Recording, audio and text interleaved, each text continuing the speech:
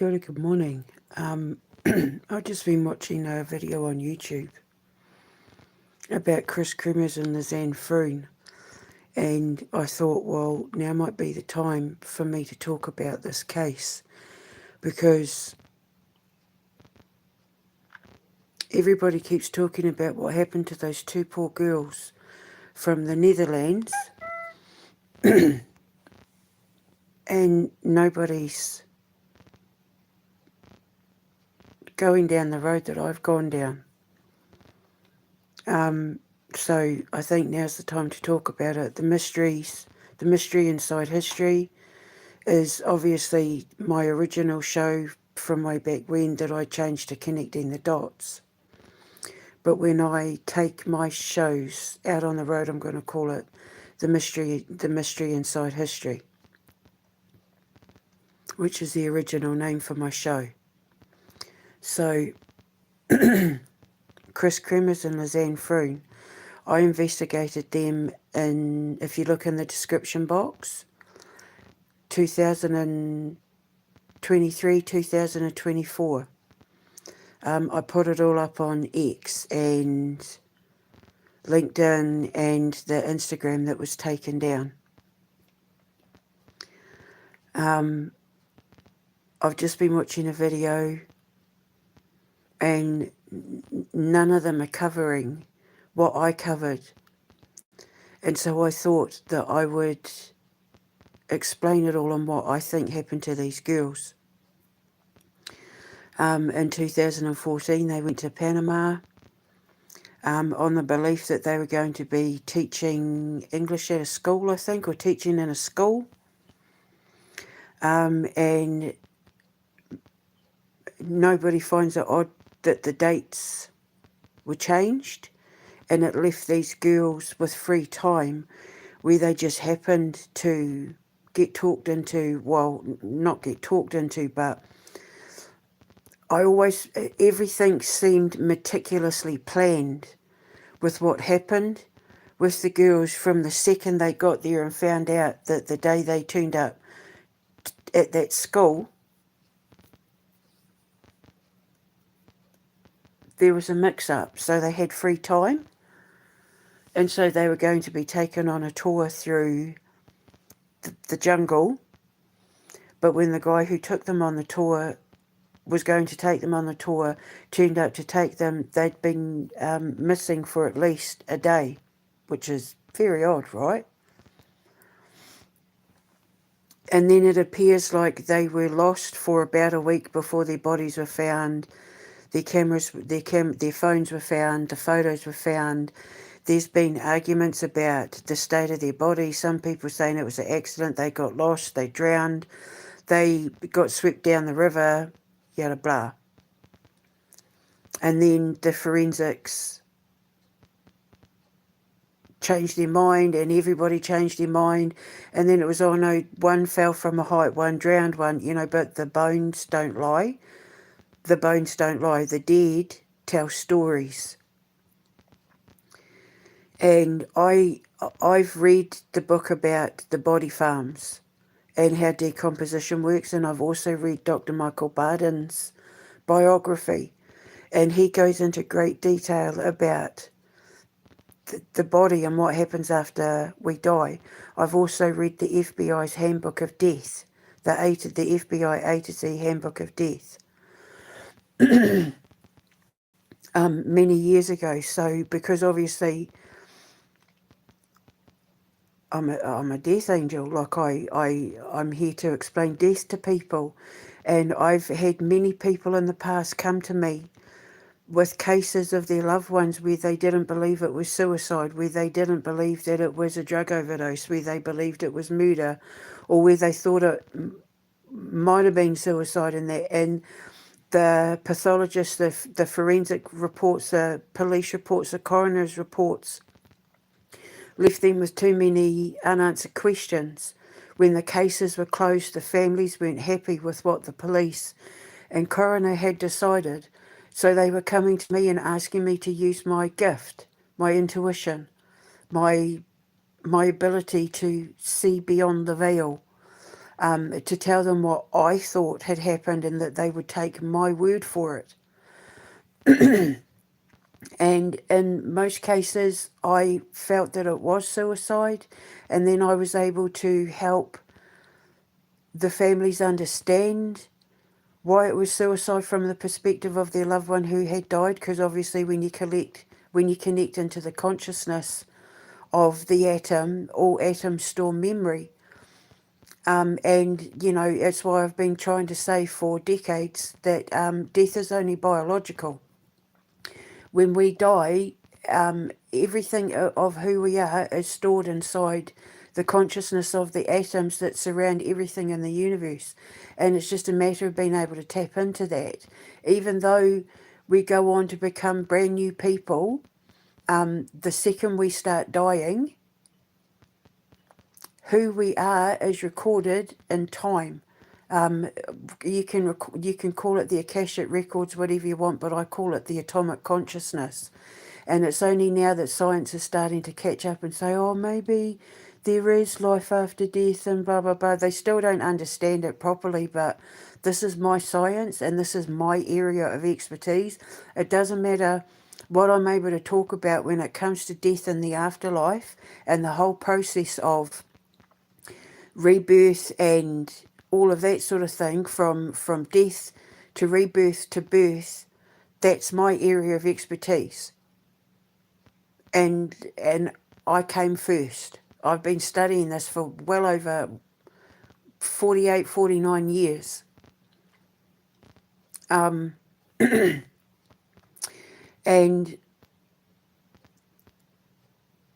I've probably watched tens of thousands of hours of, you know, forensic shows and missing people things, but I've also read the books. And I'm not saying, you know, that that being an armchair detective gives you any kind of credibility, but I've studied this stuff. Like I said, Michael Barden's book. I've read the FBI's own handbook. I got a copy of the FBI's A to Z of death. It's like the literal handbook, and it explains every kind of death. That's how I knew I was being poisoned. I've read, you know, the poisoner's handbook, all of it. I've read all of it because I never ever wanted people to come to me to look for answers and me not be able to give them an answer. It's also the reason why I started studying readings with cards and tarot, because and psychic readings and clairvoyant readings and mediumship, because I wanted to know why sometimes we'd get it right and sometimes we get it wrong. It didn't make sense to me until I understood that it's all to do with the purity of the person doing the reading. And I don't mean virginity, I mean their essence, their pure essence. You have to be of a high frequency in order to be able to get a clear line of sight and a clear vision of what it is that you're being told to say to the person who's come to you for help. And if you don't do this right, you're going to get it wrong. And I can't have that because my reputation is everything. And I knew many, many years ago that everything that I was going to be doing, like with my students and all of that, it was going to be my reputation behind it. And that their conduct and their behaviour and their ability to help the people that would be coming to them for advice and guidance was all going to come back on me. So, of course, when they started joining a cult and trying to come at me, that's when God pulled me away from them and I started rising while they started falling. And I was getting, when I was sending people to them to do test readings on, I was just getting negative feedback. I'd get one or two positive things and all the rest was just negative feedback. And I knew I was training the wrong people. And then, of course, the shit hit the fan, and then I was proven right. Because being low vibrational, being low frequency, like your Santaros and all of that, and all of that cult that they joined with my ex and my soon-to-be ex-husband and all of that, You can tell by the amount of money they charge how low vibrational they are. You can tell by how they spend that money how low vibrational they are. You can tell by the feedback and how often they get stuff wrong, how low vibrational they are. We'll see now the difference between how they read and how I read is that I'm pitch perfect because I've ascended, because my frequency is pure. So in order to be able to be spot on, you need to have a pitch pure frequency. And the only way you can do that is if you're able to connect to the God particle or the creation frequency. Atoms will not allow you to access them if you can't sit in the middle of the quarks and gluons and all of that and understand it from the pulse of the atom. And the pulse of the atom is like the heartbeat to the soul of the memory of all time and consciousness. And it will not let the Hadron Collider, they've had to build that to try and split the atom, whereas people like me can just do it by being of the same pitch and frequency of the core of the atom. When you have access to that, you're allowed to see things and hear the thoughts and memories of things that have been dead for millennia. And they tell you everything you need to know. It's like tuning into the radio station or TV station of their historical records. And that's what I do now. When people come to me and say, can you please tell me, did my child, did my husband, lover, wife, whatever, friend, neighbour, did they kill themselves or was it murder? Because I think it was murder and blah, blah. And I always say to them, don't tell me anything. Just give me what you know. Tell me what you know. Give me the records, like the amount of coroners' records I've read and police reports and, so, yeah. So all this to say, I'm going to tell you exactly what I think happened with Kris and Lisanne. I think they were set up. I think that everything was planned to lure them away from the minute they got there and were told, oh no, you got your dates mixed up, you don't start until next week. Why don't you have a look around Panama? So they were lured away. So when their tour guide turned up that day when he was supposed to take them on the tour, and they hadn't been in their room since at least the night before, they had already been taken away. And I do not believe for 1 second that they were lost in the forest. I think they were lured up the garden path off the track. And then I don't think that they got lost. I think they were being hunted. There were drug cartels in the area connected to Hillary Clinton. Remember the whole cocaine, Hillary Clinton drug cartel thing? And also I believe that they were allowed to be used as sacrifices. And the reason why I say all of this is that there are two things that people haven't investigated. The first one is there was a tourist, you're going to have to forgive me, I think it was about within 2 years of those girls going missing, who went missing under almost identical circumstances.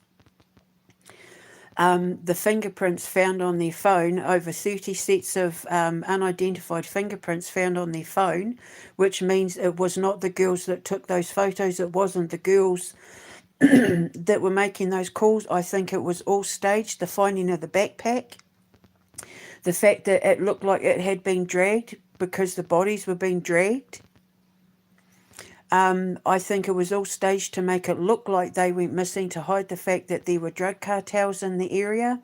And a lot of those drug cartels do human sacrifices.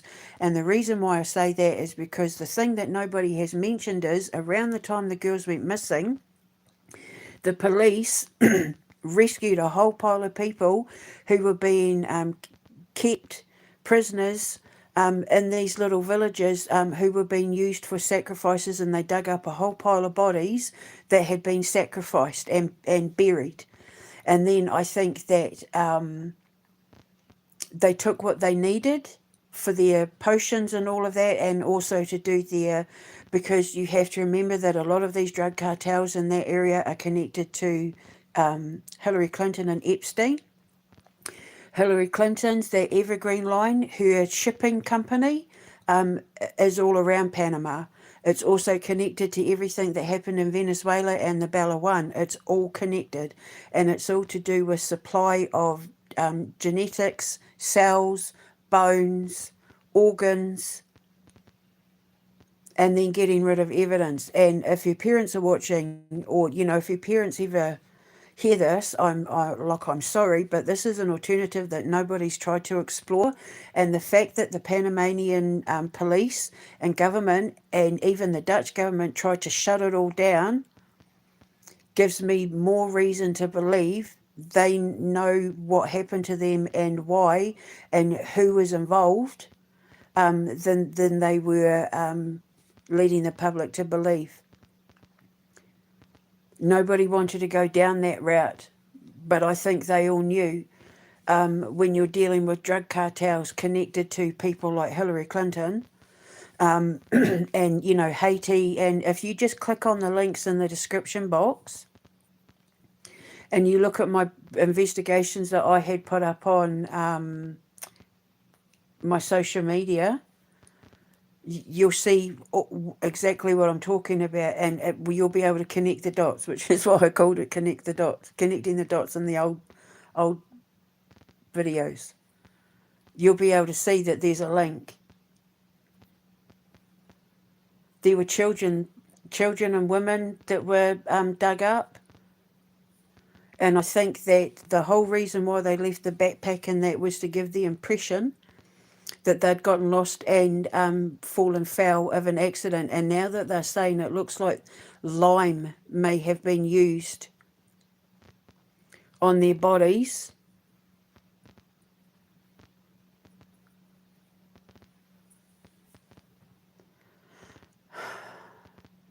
when people started looking, they maybe needed to hurry up and get rid of the evidence, which is probably what happened to the man that went missing, the young backpacker that went missing before the girls did. Because they need to get rid of the evidence, because nobody cares when it's locals that go missing, but when it's foreigners with foreign money and foreign investigators and foreign police, they need to hurry up and get rid of the evidence. And I've been able to, around Panama and the Caribbean, like Haiti and the Dominican Republic and all of that, being able to connect the dots between the shipping lines, Evergreen Line, Jeffrey Epstein and Hillary Clinton, and missing children, missing tourists, missing backpackers, missing foreigners, all of it. And so I think that they were lured away. I think then they became, they were hunted. Like they started running and then they were hunted, caught, thrown to disable them, pushed to disable them, to make sure they couldn't run anymore, and then done away with. And from what I can gather, put in the river to make sure that they were no longer breathing. Keeping them alive long enough to be able to take from them on their bodies what needed to be taken, and then their bodies dispersed of accordingly to get rid of evidence, but making it look like they went missing. They're not the first ones that this happened to, that went vanishing in those forests, the tourists and that. And like I said, around that time, there were devil-worshipping cults that were being arrested in and around those areas for human sacrifices, and they dug up the bodies of children and women and all of that. They rescued some people, because it's all connected. It's all connected to Epstein, it's all connected to Clinton, it's all connected to all of it. It's all connected. And people turn a blind eye to the cartels because they all help each other. And that's all I'm going to say on the matter. They would have been absolutely terrified. So that's why they haven't been able to find other body parts. That's why they haven't been able to find the rest.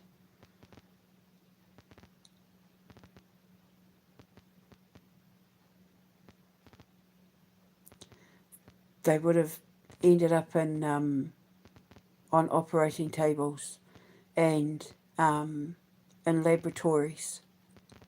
You know, like Sam Altman and the making genetic babies, and Jeffrey Epstein and Bill Clinton and all that, with the messing around with cells and genes and cloning and all of that.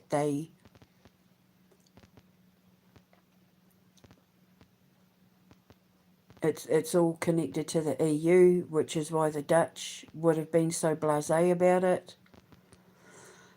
The whole Bella One thing, it's all connected. Just click on the links. You'll see it all there.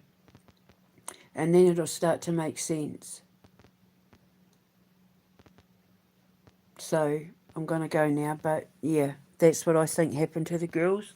That's all evidence points to that.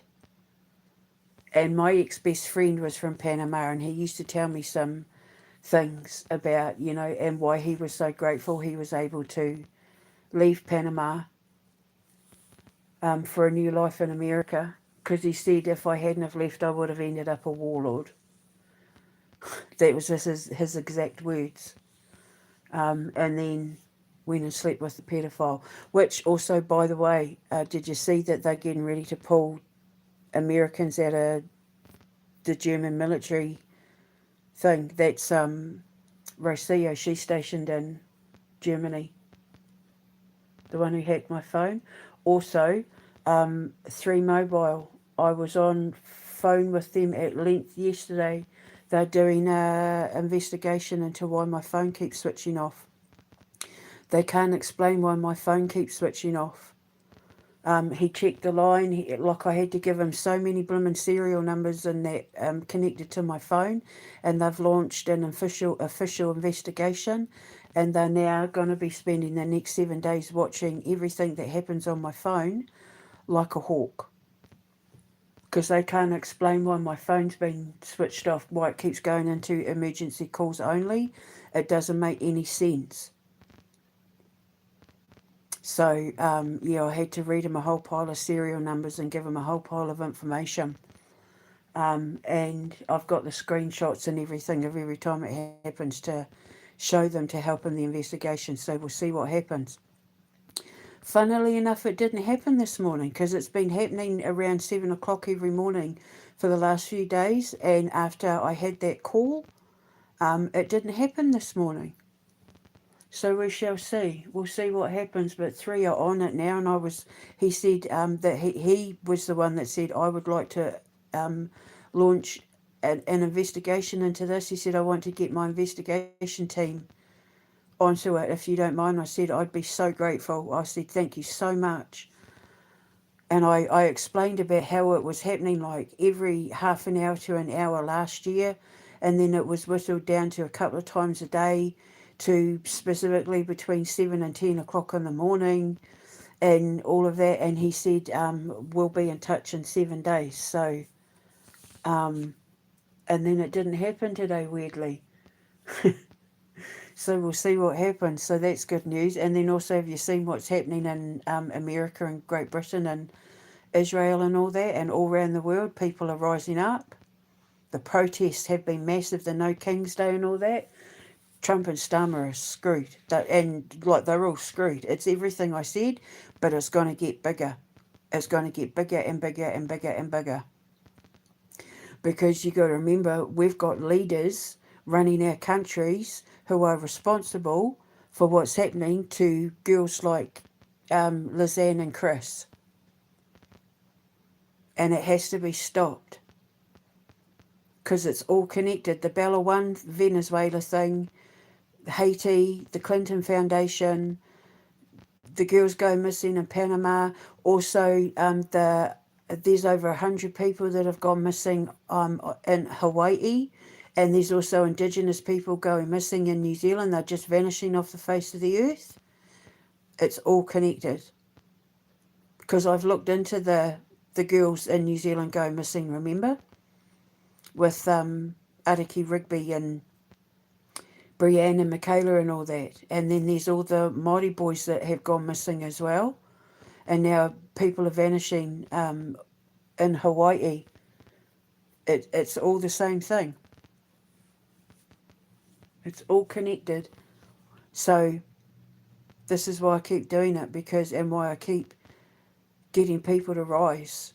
Because when the powers of evil are removed from their thrones, people like Kris and Lisanne will no longer be in danger when they go to countries like Panama. They'll be free to roam in safety without fear of government and law enforcement corruption. Because there's definitely corruption with what happened with that Panama thing.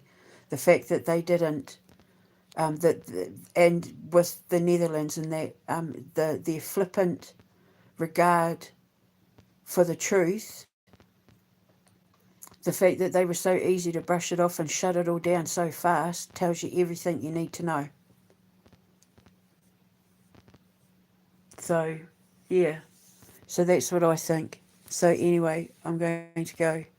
I shall speak to you later. And if her parent, if the girl's parents ever find this video, I just want to say that I'm so sorry that this is an avenue that you've had to go down. But what I will say is that just like every other victim that this has happened to, your children were martyred. They were chosen to raise awareness to the corruption and level of evil within positions of power in the law, in government, and even like the military and in business, because we're talking about like Evergreen Line and DP World Shipping Companies and all that.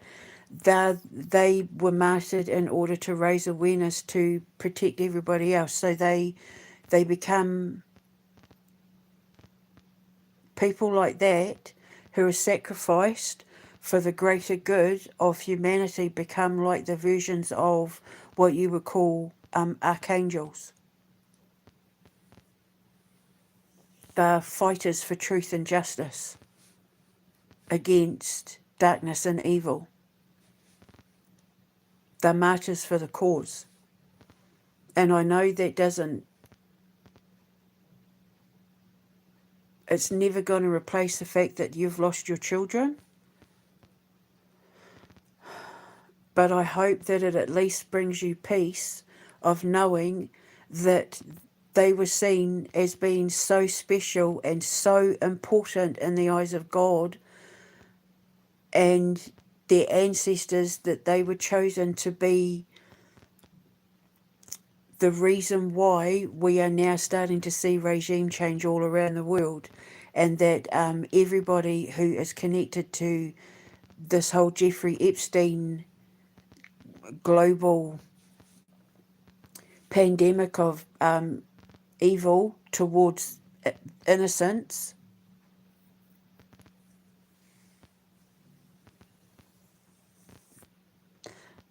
they're helping bring them down.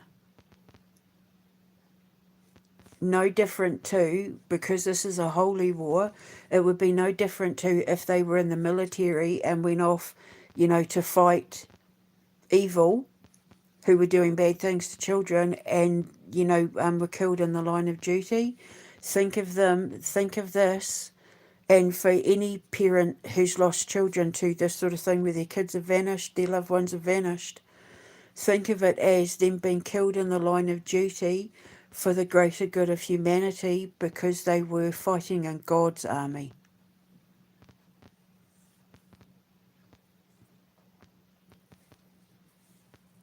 And I hope that helps.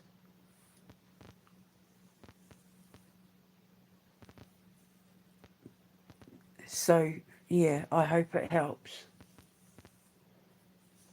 Like the little girls that were bombed at that school in Iran, they were fighting in Allah's army, and they were sacrificed and martyrs so that the world would know how evil Donald Trump and his administration actually really are. No, the world would have been less wise to what him and his military and his administration were up to had those girls have not been sacrificed, and they're soldiers for Allah.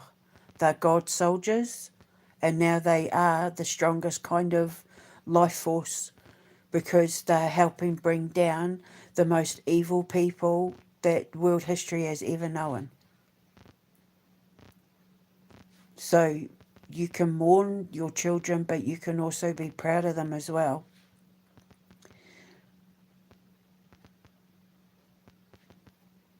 So I'm going to go and make another coffee. I'll speak to you later. Ka kite anō. Mwah.